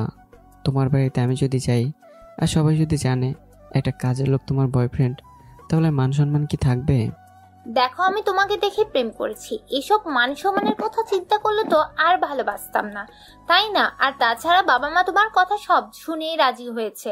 এখন পাড়া প্রতিবেশী কি বললো না বললো সেটা দেখার সময় আমার নেই, বুঝতে পেরেছো? বুঝেছি। আচ্ছা যাও, আমি চেষ্টা করব, যদি পলির জন্য ভালো কিছু গিফট হিসেবে কিনতে পারি তাহলে। দেখো, তোমার যদি তোমার শালিকাকে গিফট দিতে মন চায় তাহলে টাকা লাগলে আমার থেকে নাও, তবুও তুমি আসো। তোমার হবু শ্বশুরে কিন্তু আবার টাকার কোনো অভাব নেই। আচ্ছা ঠিক আছে জান, যদি লাগে তাহলে নেব। এখন বাই শোনা। আমি কথাটা বলে কলটা কেটে দিয়ে মনে মনে হাসি আর ভাবতে থাকি, শ্বশুর আমার কোম্পানিতে কাজ করে তার কোনো টাকার অভাব নেই, তাহলে আমার কি করে অভাব থাকতে পারে বলেন? পাগলি একটা, বোঝেও না। এইভাবে কথাগুলো ভাবতে হতে যাওয়ার সময় হয়ে যায়। আমি একটা সুন্দর পাঞ্জাবি ও একটা জিন্সের প্যান্ট পরি। পাঞ্জাবিটা অনেক দামি, কিন্তু সবাই বলবে ফুটপাত থেকে কেনা। আমি পলির জন্য একটা দামি উপহার কিনে নিই, যেটা শাহিনের কাছে আগে দিয়ে দিয়েছি, কেননা আমি চাই না আমার সম্পর্কে কেউ কিছু জানুক। আমি রাস্তায় দাঁড়িয়ে আছি। কিছু সময় পর শাহিন আমাকে সাথে নিয়ে বিয়েবাড়িতে চলে আসে। সবাই খাবার দাবারের পর্ব শেষ করে। আমি শাহিনের পাশে বসে আছি, যেটা বৃষ্টির চোখে পড়ে। বৃষ্টি তো আমার দিকে একদিনে তাকিয়ে আছে, আর এদিকে আমি তো বেচারা কম নাকি? আমি বৃষ্টির দিকে তাকিয়ে আছি। বৃষ্টিকে অনেক সুন্দর লাগছে। সাদার ভিতরে হালকা সোনালি কালারের পাথর ও সুতো দিয়ে কাজ করা লেহেঙ্গা পরেছে। চুলগুলো কিছুটা স্টাইল করে বেঁধে খোলা রেখেছে। ঠোঁটে হালকা লিপস্টিক, কেননা আমার বারণ, বেশি লিপস্টিক দেওয়া যাবে না, যদি পেট খারাপ হয়। এদিকে শাহিন সবাইকে বলে দিয়েছে যে আমি ওর বন্ধু, তবে আমি যে সে বড়লোক বন্ধু সেটা বলেনি। বৃষ্টি আমাদের সামনে এসে বলে, হাই দুলা ভাই, কেমন আছেন? এই তো ভালো আছে, তা তুমি কেমন আছো? নিজের আপন মানুষটাকে চোখের সামনে দেখে কি আর ভালো না থাকতে পারি? তা আপনার বন্ধুকে কি আমার সাথে একটু কথা বলতে সময় দিবেন? বৃষ্টির এমন কথা শুনে শাহিন যেন আস্তে আস্তে শেষ। পরে বৃষ্টি আমার সাথে ছাদে যায়। জানো, তোমাকে এই পাঞ্জাবিটাতে খুব ভালো লাগছে, তবে পাঞ্জাবিটা খুব নর্মাল মনে হচ্ছে। কাজের লোকেরা এর থেকে ভালো জিনিস কিভাবে পড়তে পারে বলতে পারো? তোমার বাবার টাকা আছে, আমার তো নেই, তাই না? আমার কথা শুনে বৃষ্টি বুঝতে পারে যে ওর কথা আমি একটু কষ্ট পেয়েছি, তাই আমাকে বলে, আরে জান, সোনা রাগ করে না, আমি এমনি বললাম তোমাকে আসলেই খুব সুন্দর লাগছে। আমাকে কেমন লাগছে সেটা তো বললে না। তোমাকে একদম পেতনির মতো লাগছে, খুবই বাজে দেখতে লাগছে। আমি তোমার মনের মতো হওয়ার জন্য এত সুন্দর করে সাজলাম, আর তুমি বলছো আমাকে পেতনির মতো লাগছে। আরে কান্না করো না, তোমাকে এতটা সুন্দর লাগছে যে তোমাকে দেখে পরীরা হিংসা করবে। আমি তো তোমাকে রাগানোর জন্য বললাম। আমার এমন কথা শুনে বৃষ্টি আমার বুকে কিলকুশি দিতে থাকে। এদিকে রিয়ার পর ছাদে এসে দেখতে পায় বৃষ্টি একটা ছেলের সাথে একভাবে কথা বলছে। ঘটনাটা দেখি তো জনির মাথায় রক্ত উঠে যায়। একটা কথা বলে রাখা ভালো, জনি আমাকে চেনে না যে এটাই রিয়ার ভাই। জনি আমাদের কাছে এসে আমার কলার ধরে। বৃষ্টি, তো সাহস কি করে হয় এরকম একটা কাজের লোকের সাথে পোস্ট করার? ভাইয়া দেখো, আমি টিপুকে ভালোবাসি, তাই আমি একটু কথা বলছি। আর ও শাহিন ভাইয়ার বন্ধু, তার চেয়েও বড় কথা ও তোমার। কথাটা বলার আগেই আমি বৃষ্টিকে ইশারায় মানা করতে বলি। আর এদিকে জনি আমার গালে একটা চড় দিয়ে বলে, বৃষ্টি, তোর সাহস আমি বের করছি। ওই তুই দাঁড়া, চল কাজের লোক হয়ে প্রেম করিস, তোর প্রেম ছুটাচ্ছি। বৃষ্টি অনেকভাবে মানা করছে, কিন্তু জনি কিছুতেই শুনছে না। আমার কলার ধরে টেনে টেনে সবার সামনে নিচে নিয়ে আসে। সবাই আমার দিকে তাকিয়ে আছে, আমার মা বাবা বোন সবাই অবাক হয়ে আছে। রিয়া, তুমি দেখেছো বৃষ্টির রুচি কতটা নিচে নেমে গেছে? সামান্য একটা কাজের ছেলের সাথে প্রেম করে বেড়াচ্ছে। তুমি কি বলছো এসব? ঠিকই বলছি। আর শাহিন, তোমার মনটা এতটা ছোট কেন? এর মতো ফকিরের সাথে বন্ধুত্ব করো। তোমার তো বন্ধুত্ব করা উচিত আমাদের লেভেলের সাথে। C Shahin, C. জনি এসব বলছে আর আমার চোখ থেকে অনবরত চোখের পানি ঝরেই যাচ্ছে।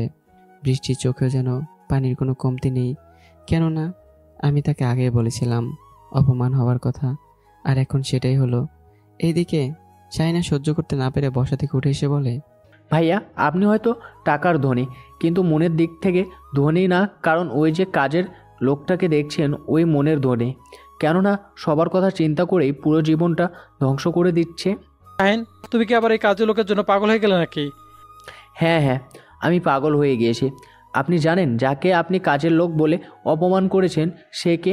সেটা জানলে আপনার পায়ের নিচ থেকে মাটি আর মাথার ওপর থেকে ছাদ দুটোই সরে যাবে। এদিকে শাহিনের আমার কথা বলা দেখে আমি ওর কাছে গিয়ে বললাম, শাহিন প্লিজ এসব কথা বলে বিয়েটা নষ্ট করিস না, তার চেয়ে বরং আমি চলে যাচ্ছি। টিপু, আমাকে বলতে দে, ওদের বোঝা উচিত মানুষের পিঠ দেওয়ালে ঠেকে গেলে আর যাবার জায়গা থাকে না।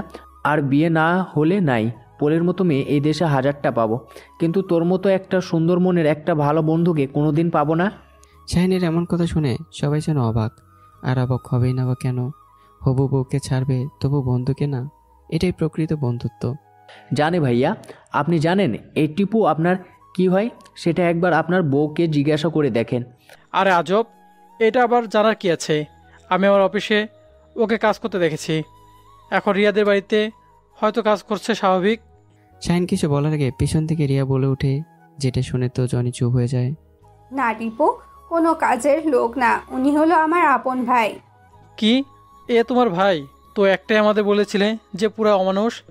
আমার ভাই অমানুষ আর তুমি একটা ছেলেকে এইভাবে অপমান করছো, এটা কি অমানুষের কাজ না বলো? আর বাবা মা টিপু ভাইয়াকে দেখতে পারতো না, তাই সবার কাছে তার পরিচয় গোপন করে রাখতো। আর গোপন করবেই না কেন? কারণ টিপু প্রবাসে দিনের পর দিন মাসের পর মাস না খেয়ে কাজ করে আপনাদের জন্য খুশি কিনে এনেছে। বিনিময়ে সে পেয়েছে চোখ ভর্তি পানি আর বুক ভর্তি কষ্ট।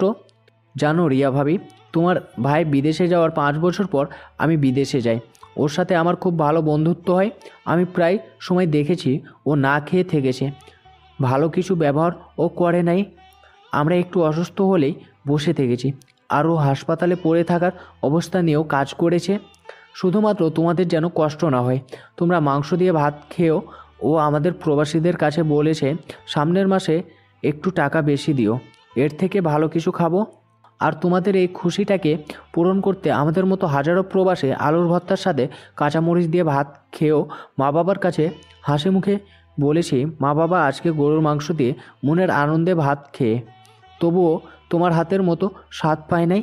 জীবনের অর্ধেক বেশি সময়ও বাইরে কাটিয়ে দেশে এসে খুশির পরিবর্তে এমন লাঞ্ছিত হতে হয়। টিপুর মতো হাজারো প্রবাসীর জীবনে ও দাগ লেগে যায় বাড়ির কাজের লোক। শাহিনের এমন কথাগুলো শুনে উপস্থিত সবার চোখে পানি জমেছে। বৃষ্টি বুঝি কেঁদে দেবে, কেননা বৃষ্টি কখনোই ভাবতে পারেনি আমার জীবনে এতটা কষ্ট থাকতে পারে। আর ভাইয়া, আপনি যেন বললেন টিপু ছোট লোক, গরিব কাজের ছেলে। আসলেই ও গরিব কাজের ছেলে, তার জন্যই তো আমাকে এতটা দাম দিচ্ছেন। আর ভাই, আপনি যে কোম্পানির সামান্য দেখাশোনার দায়িত্ব পেয়ে নিজের এত বড় মনে করেন, সেখানে সেই কোম্পানির সিওকেই এভাবে অপমান করতে পিছুপা হন না। যে ছেলেটা এই দেশের টপ ধনীদের কাতারে টপ পজিশনে, তাকেই বানিয়েছেন কাজের লোক। বাহ! শাহিনের এমন কথা শুনে সবার মাথায় যেন আকাশ ভেঙে পড়ার মতো অবস্থা। আমি এত বড় মাপের একজন মানুষ, আর সেটা কেউ কি জানতে পারিনি? কি বলছো এসব? আমি তো জানি আমাদের কোম্পানির সিও টিপুর নামে একজন, তাকে কখনো দেখিনি, কিন্তু মালিক তো অন্য কেউ, আর সে ক্যান্সার রোগে আক্রান্ত হয়ে মারা গিয়েছে। আপনি ঠিকই ধরেছেন, ওই কোম্পানির মালিক ছিল বাইরের দেশের একজন, যার সাথে টিপুর দেখা হয়। টিপু তার অনেক পছন্দের মানুষ হওয়ার কারণে বাংলাদেশের কোম্পানির সিওর পদে তাকে দায়িত্ব দিয়ে দেশে পাঠায়। আমি তখন থেকেই সেই কোম্পানির হয়ে কাজ করি। পরে টিপুর সাথে বন্ধুত্ব হয়, আর সেই পথ ধরে টিপু আজকে এই পজিশনে উঠেছে। সেই লোকটা তার সব কিছু বিক্রি করে দেয় অন্য জনের কাছে, আর টিপু ধীরে ধীরে তার সব কিছু কিনে নেয়, আর সেই লোকের ওর চিকিৎসার দায়িত্ব নেই। আফসোস লোকটাকে বাঁচাতে পারেনি, আর তাকেই ছোট লোক বলছেন। এখন কলমটা বের করলেই তো আপনার গরম শেষ। তাই বলি কি, মানুষকে মানুষ মনে করতে শিখেন। গরিবরাও তো মানুষ নাকি? এই পৃথিবীতে আমাদের সবাইকে যদি ধনী বানিয়ে আল্লাহ পাঠাতো, তাহলে একে অন্যের প্রয়োজনের সময় কাজের লোক পেত কোথায়? তাই আল্লাহ আমাদের ভিন্ন ভিন্ন পজিশনে দিয়ে দুনিয়াতে পাঠিয়েছেন। শাহিনের কথা শেষ হলেই আমি চলে যেতে লাগি, আর এদিকে বৃষ্টি এসে আমার হাত ধরে বলে, প্লিজ যেও না, আমি যে তোমাকে ছাড়া বাঁচবো না। দেখো, আমি হয়তো বাড়ি থেকে চলে যাচ্ছি, কিন্তু তোমার জীবন থেকে না, কারণ তোমাকে আমি আমার জীবনের একটা অংশ মনে করি, বুঝেছো? এত ভালোবাসো কেন আমাকে? যদি আমি এর মূল্য দিতে না পারি তখন কি করবে? হাসালে আমাকে বৃষ্টি, তুমি আমাকে হাসালে।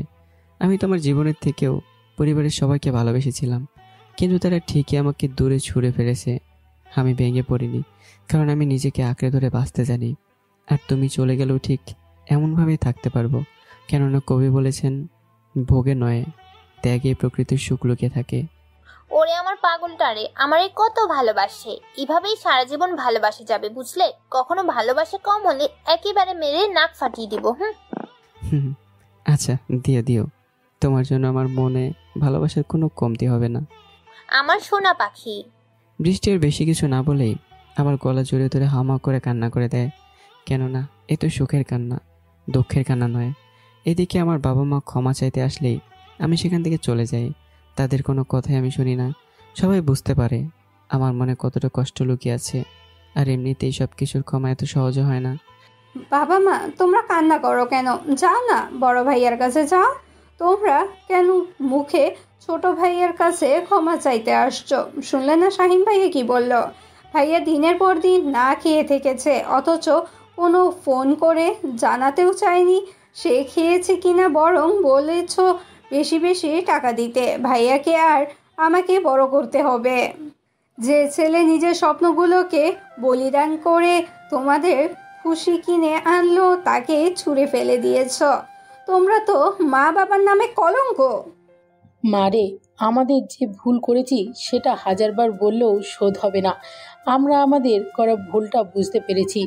মা, তুই পারিস আমাদের টিপুর থেকে ক্ষমা পাইয়ে দিতে? না, আমি কেন করতে যাব? যে ভাইয়া একটু থাকার জায়গা চেয়েছিল তোমরা তাকে দাওনি। আমি অনেক করে রিকোয়েস্ট করেছিলাম, কিন্তু তোমরা আমার কথাও শুনোনি। আজকে কেন বলছো তাহলে? এদিকে অনেক আগে পলির শাহিনীর বিয়ের কাজ সম্পূর্ণ হয়ে গেছে, আর রিয়া সবাইকে নিয়ে বাসায় চলে আসে। কারো মনে শান্তি নেই। আমার মন ভালো নেই দেখে বৃষ্টি জোর করে ওর বাড়িতে নিয়ে যায়, যেন সে বাপে একটু ভালো থাকতে পারি। এদিকে রিয়া সকালে মাকে ডাকতে যেই রুমে যায়, অমনি দেখে মা অজ্ঞান হয়ে খাটের পাশে পড়ে আছে। রিয়া তো একটা চিৎকার দিয়ে দেয়। রিয়ার এমন চিৎকার শুনে বাড়িতে থাকা সবাই রুমে চলে আসে। সবাই তো অবাক হয়ে তাকিয়ে আছে। রিয়া, আমার এমনটা কীভাবে হলো? তুমি আম্মার খেয়াল রাখবে না? জানোই আম্মা হাই প্রেশার রোগী। আমি তো সব সময় মাকে চোখে চোখেই রাখি। আমি একটু আগে মাকে ডাক্তার রুমে এসে দেখি মা ফ্লোরে পড়ে আছে। তারপর সবাই মিলে তাড়াতাড়ি আম্মুকে হাসপাতালে নিয়ে যায়। এদিকে রিয়া ওর ফোন দিয়ে বৃষ্টিকে সব কিছু জানিয়ে দেয়, কেননা আমার নাম্বার ওর কাছে নেই। তারপর মাকে হাসপাতালে নিয়ে গেলে ডাক্তার তাড়াতাড়ি রুমে নিয়ে যায়। ওই উঠো, একটা দুঃখের খবর আছে। এদিকে আমি যেহেতু জেগেছিলাম তাই তাড়াতাড়ি উঠে গেলাম আর বললাম, কি হয়েছে, এভাবে ডাকছো কেন শুনি? কথা বলিও না, তাড়াতাড়ি আমাদের হাসপাতালে যেতে হবে, চলো। কি হয়েছে বলবে তো নাকি? আরে বাবা, তুমি হাসপাতালে গেলেই তো বুঝতে পারবে, তাই না? তাহলে বারবার কেন জিজ্ঞেস করছো শুনি? আমি আর কিছু না বলে তাড়াতাড়ি রেডি হই। বৃষ্টিও রেডি হয়ে বেরোতে নিলেই ওর মাও আসে, আর সাথে কিছু সময় পর হাসপাতালে চলে যাই। আমি রিয়াকে বাইরে দাঁড়িয়ে থাকতে দেখে তার কাছে গিয়ে বললাম, রিয়া তুই এখানে কেন, আর কি হয়েছে? রিয়া আমাকে দেখে জড়িয়ে ধরে কান্না করতে থাকে, কিছুই বলতে পারছে না। রিয়ার চোখের পানিতে যেন আমার শার্ট ভিজে যাচ্ছে। এই বৃষ্টি, রিয়াকে বলো না কান্না না করতে, আমি জোর কান্না সহ্য করতে পারি না। ভাইয়া মা। মা, মায়ের কি হয়েছে? ভাইয়া আমি মাকে সকালে ডাকতে গিয়ে দেখি ফ্লোরে অজ্ঞান হয়ে পড়ে আছে। আমরা বাড়িতে প্রাথমিকভাবে অনেক চেষ্টা করেছি, কোনো কাজও নেই, ডাক্তার এখনো কিছুই বলেনি। রিয়ার কথা শুনে আমি যেন একদম ভেঙে পড়ি। বৃষ্টি শক্ত করে আমাকে ধরে রাখে। ছেলে মানুষকে ধরে রাখে কি একটা মেয়ের পক্ষে সম্ভব? তাই সবাই আমাকে সান্ত্বনা দিতে থাকে, আর রিয়ার কান্না তো থামছে না। আমার বাবা তো এক কোণে দাঁড়িয়ে শুধু চোখের জল মুছে যাচ্ছে। এদিকে কিছু সময় পর ডাক্তার রুম থেকে বেরিয়ে আসতেই, ডাক্তার সাহেব, রোগীর এখন কি অবস্থা? ডাক্তার চুপ করে দাঁড়িয়ে থাকে, কিছুই বলছে না, যেটা দেখে সবার মনে যেন আরো বেশি দুশ্চিন্তা বাসা বাঁধে। আমি আবারও বললাম, এই ডাক্তার বলেন না আমার মায়ের কি হয়েছে, আর এখন কি অবস্থায় আছে? আমার কান্না দেখে ডাক্তাররা চুপ করে থাকতে পারলো না, সবটাই বলে দেয় যে রোগী এখন সুস্থ, প্রেশার বেশি ও অতিরিক্ত দুশ্চিন্তার জন্য এমনটা হয়েছিল। এই কথা শুনে সবার মুখে যেন হাসির রেখা ফুটে ওঠে। কিছু সময় পর সবাই দেখা করতে যায়। আমি আর রিয়া মায়ের পাশে গিয়ে বসি। মায়ের চোখ দিয়ে অযথায় পানি পড়ছে। আমি মায়ের দিকে তাকিয়ে চোখের পানি মুছে দিয়ে বললাম, মা খেতো না, তোমার কিছু হলে আমি কি নিয়ে থাকবো, কাকে মা বলে ডাকবো বলো? বাবারে, আমাকে ক্ষমা করে দে, তোর সাথে যা করেছি তার কোনো ক্ষমা হয় না। মা কি বলছো এইসব? সন্তানের কাছে কি বাবা মা ভুল করতে পারে? আমি তোমাদের উপর রাগ করিনি। মা আমাকে আর রিয়াকে বুকে জড়িয়ে নিয়ে কপালে চুমু দেয়। এদিকে মা বৃষ্টিকে একপাশে দাঁড়িয়ে থাকতে দেখে বলে, কি ব্যাপার বৃষ্টি মামনি, ওখানে দাঁড়িয়ে আছিস কেন? এখানে আয়। না, যাব না। কিন্তু কেন আসবি না শুনি? আপনি আপনার ছেলে মেয়েকে একাই আদর করছেন, আমাকে পাশে দাঁড়িয়ে রেখে। এতে আমার ভাগের আদর কম পড়ে গেল না?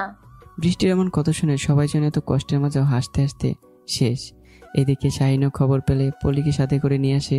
হায় রে মেয়ে আমার, বলে কি এই পাগলি, বাবা মায়ের আদর ভালোবাসা সন্তানের জন্য কখনো কমে নাকি? একটুও না। তবে আজকে থেকে ওরা বাদ, আমি বেশি আদর নিব। ওরা ছোট থেকে আদর নিয়ে নিয়ে আদর কমিয়ে দিছে।